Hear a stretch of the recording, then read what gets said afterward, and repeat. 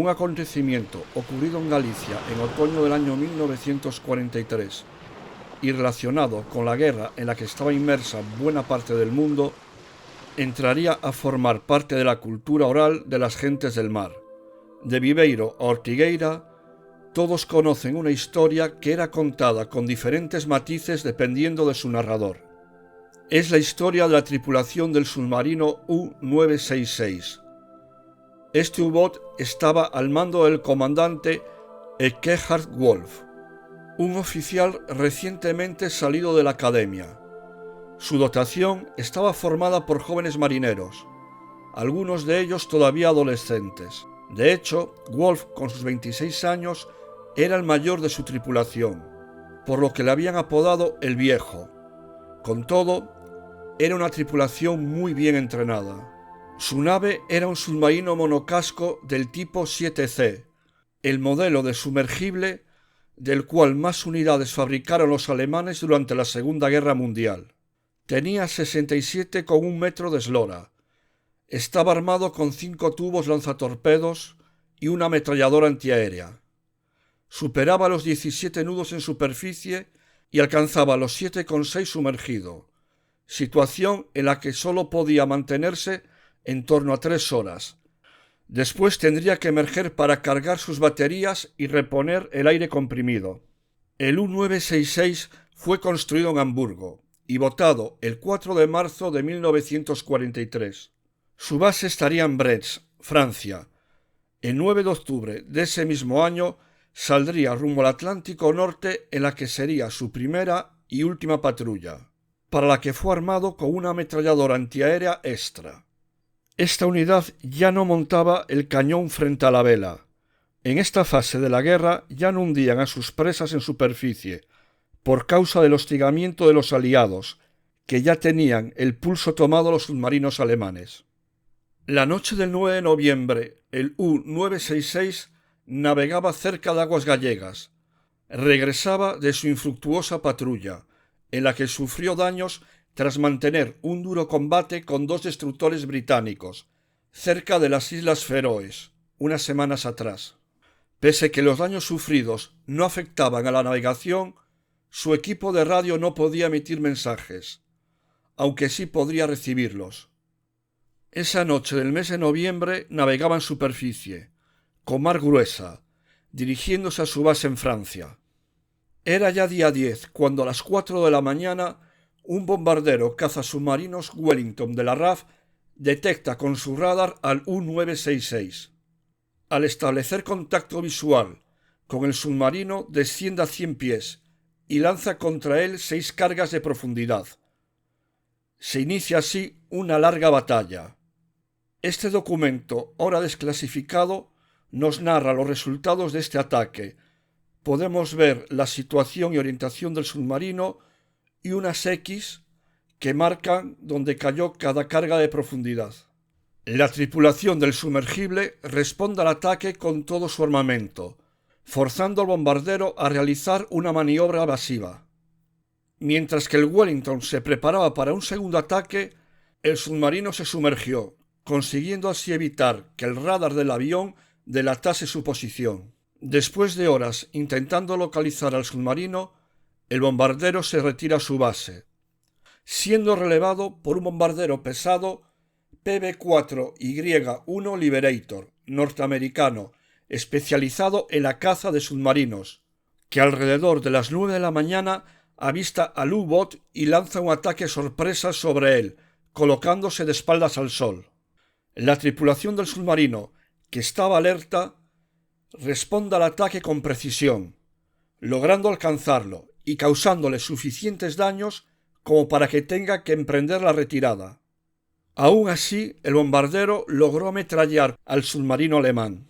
Tras eludir a 2 Junker 88 de la Luftwaffe, a la altura de Ferrol, otro Liberator entra a la zona de operaciones y en torno a las 12 del mediodía divisa al U-966, lanzando contra él 2 ataques consecutivos. En esta foto tomada durante la batalla podemos observar a la tripulación del submarino disparar las 2 ametralladoras situadas en la vela contra los aviones. Y como ya habíamos comentado, si se fijan delante de la vela, no hay montado un cañón. Los daños causados en este último ataque son importantes y hacen peligrosa la inmersión. Así pues, hundidos de popa, perdiendo gran cantidad de aceite, y con una tripulación que soporta ya más de 8 horas de combate, el submarino se dirige cara a la costa gallega. Mas la caza del lobo no cesa, y si las cosas ya iban mal para la dotación del U-Boot, en la siguiente fase de la batalla, con el submarino averiado y sin posibilidad de sumergirse, tendrán que enfrentarse a 2 Liberators al mismo tiempo, uno norteamericano y otro del 311 Escuadrón Checoslovaco de la RAF. Este último logra alcanzar al submarino con 4 cohetes bajo la línea de flotación. Cuando más vulnerable y dañado está el submarino, la tripulación dará lo mejor de sí, empeñándose en una defensa épica y feroz, defendiéndose en la cubierta con todo el armamento disponible sin mostrar debilidad, al mismo tiempo que en el interior del submarino, con el agua anegando los compartimentos, otros tripulantes luchan para mantenerlo a flote. Don Ángel Domínguez, primer oficial del guardacostas español Arcila, presente en la zona de combate, describiría la escena de esta manera. El submarino navegaba despacio, hacia el sureste, manteniendo a distancia a los aviones con un fuego antiaéreo de ametralladora que era muy denso. Los aviones, dando vueltas alrededor del submarino, no se les vio acercarse a menos de 2000 metros sin ponerse nunca en su vertical. A las 14:20 horas, el submarino aumentó su velocidad, poniéndose a 12 nudos, y arrumbó hacia la ría de Cariño. En estos documentos también desclasificados que estamos viendo ahora, podemos observar un plano del combate. Si nos fijamos bien, en la parte del sur está marcado con un círculo rojo el guardacostas español, que está en ese momento a 5 millas del submarino y aproximadamente a 3 de la costa española, lo que nos indica que esta operación de combate se está llevando a menos de 12 millas de la costa española, lo que supone una violación territorial de un país que no es beligerante en la guerra. También podemos ver en el croquis la maniobra que realizó uno de los aviones durante el combate. Tras 2 horas de recio combate, los bombarderos se retiran sin lograr hundir al U-966.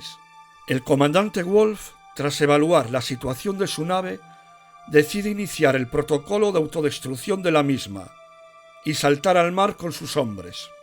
Hundirá su nave cerca de Punta Maeda, entre Cabo Ortegal y Estaca de Bares, dejando en ella los cuerpos de 3 miembros de su tripulación. Otros 5 marinos morirán en el mar antes de llegar el rescate.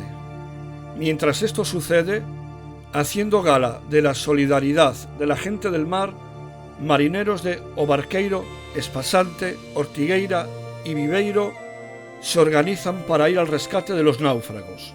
El incidente de esta jornada no es una sorpresa para ellos, ya que antes de que el U-966 viniera a hundirse a nuestras costas, en las inmediaciones de Cabo Ortegal ya fueran hundidos 18 U-Boats.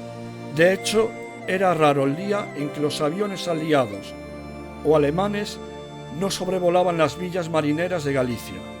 Poco después del hundimiento del submarino, sobrevuela la zona un Catalina de la RAF, un avión cazasubmarinos, que venía a continuar la caza del lobo.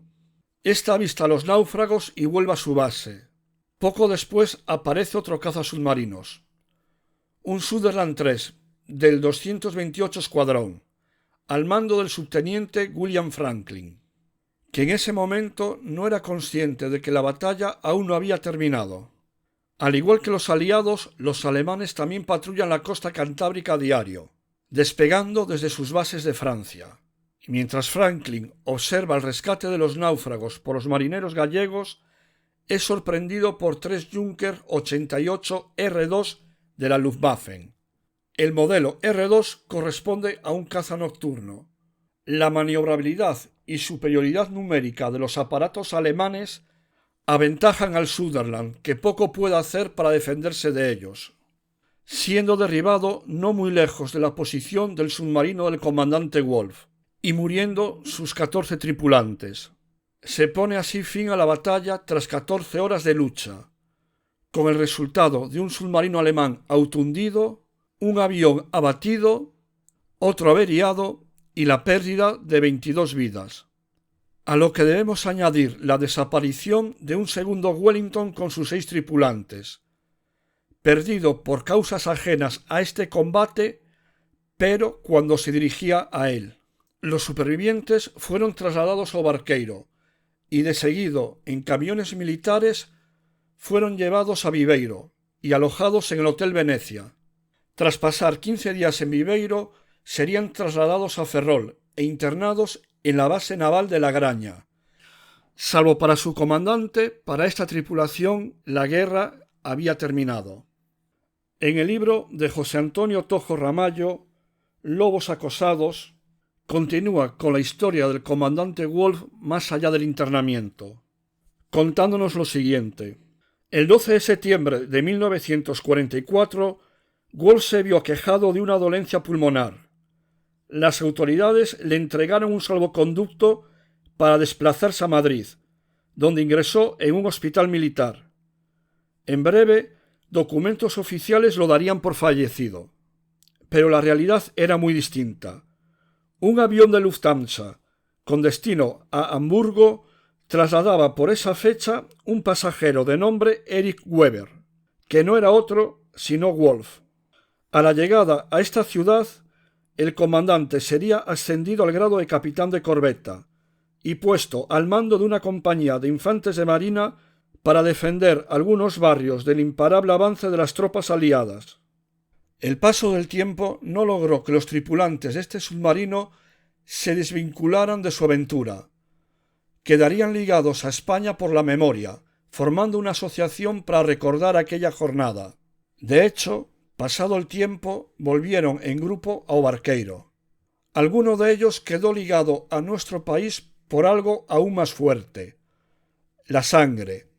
Es el caso del cabo primero de máquinas Paul Nascacula, quien conocería durante su internamiento en Ferrol a Isabel Aja, con la que se casaría.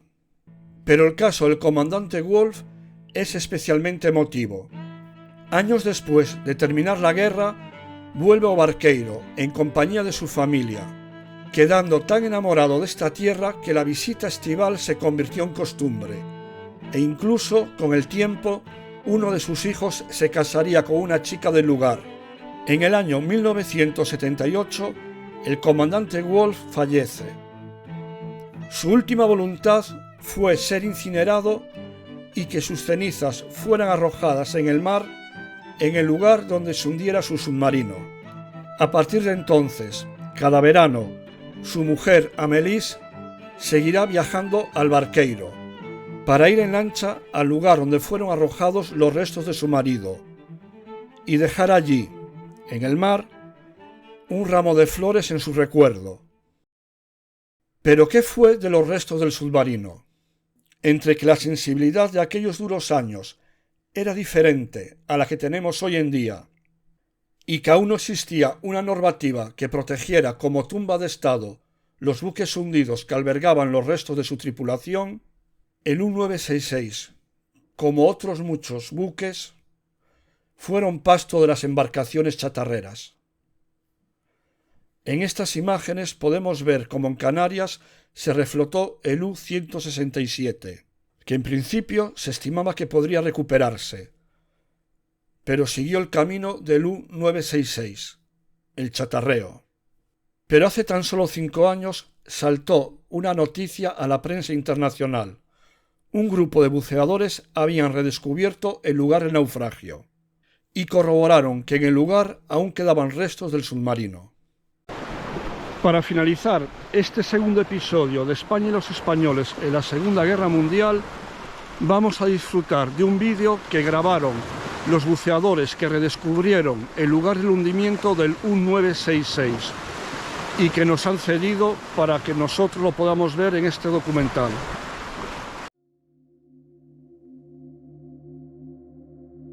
podemos ver restos del submarino muy camuflados ya con el fondo.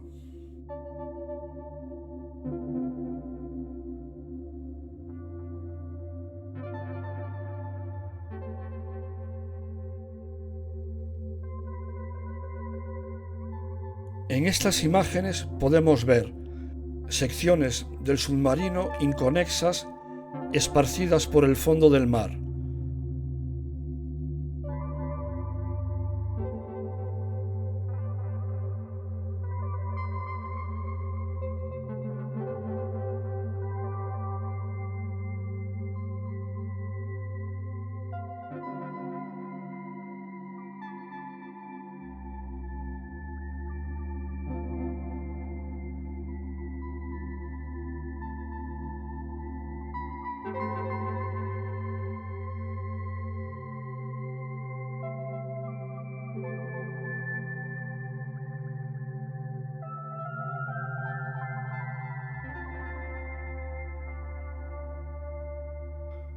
Algunas, camufladas, pasan desapercibidas a la vista.